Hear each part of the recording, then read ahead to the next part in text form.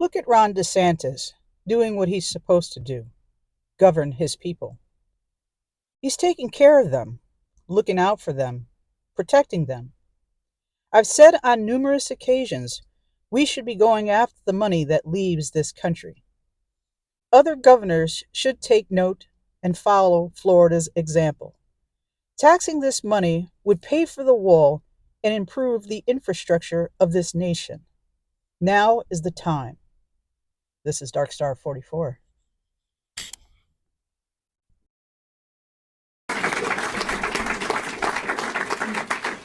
We also need to require voter registration affirmation of U.S. citizenship and Florida residency. Now, when you do, so our Constitution, we did a ballot thing a few years back.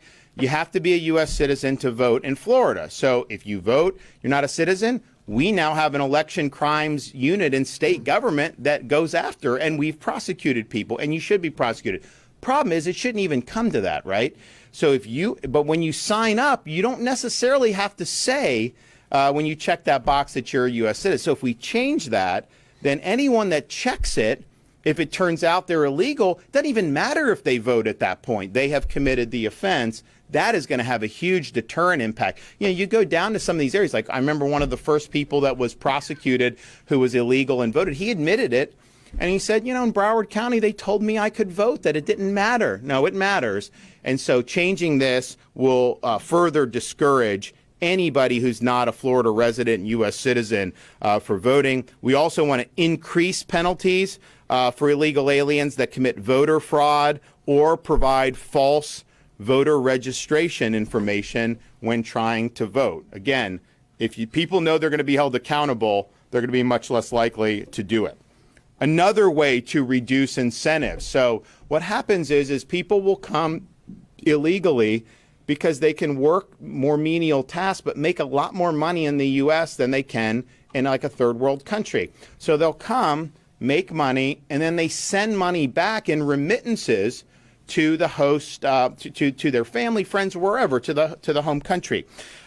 We are going to impose ID verification for foreign remittances. So you have to show, it's like an E-Verify for remittances. The money transfer company has got to run you through to make sure that you're lawfully able to be in the country and to send money outside of our country. That will be a huge deterrent for people coming to the state of Florida illegally. I think the Trump administration is going to do something on remittances, but I think they may need Congress to do some of that, and who knows whether Congress will ever do anything. So we have an opportunity to do it here in Florida, I think in a way that makes a lot of sense.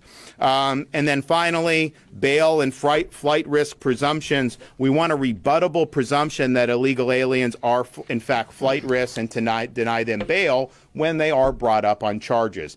So now is such a golden opportunity. And, you know, my thing is this, like, I'm very simple on this. Like, if I tell you I'm going to do something and then I have an opportunity to do it, I do it. I'm not going to tell you I'm going to do something and then not do it, right? That appalls me to see these guys who run for office tell the voters what they want to hear. Then they get in. It's like they get amnesia. Oh, you know, we campaigned on this, but we really got to do all these other things. No, this has been the central issue. This is arguably the most important issue that led to the results of the 2024 election.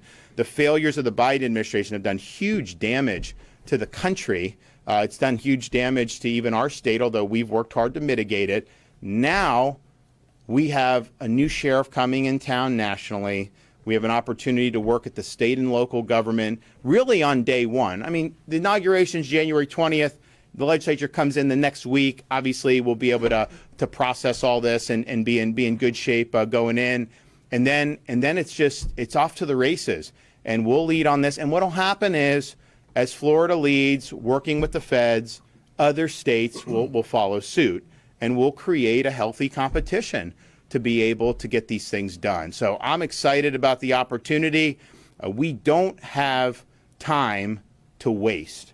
We've got to make use of every opportunity we have to make a difference for our constituents. And on this issue, I can't find a single Republican who will publicly disagree with any of the things in here. This is what they've all been saying. They say we need to solve the problem. Here's our opportunity to get it done, and I look forward to working with anyone and all who are willing to make it happen. So we're going to hear from some of our guests here.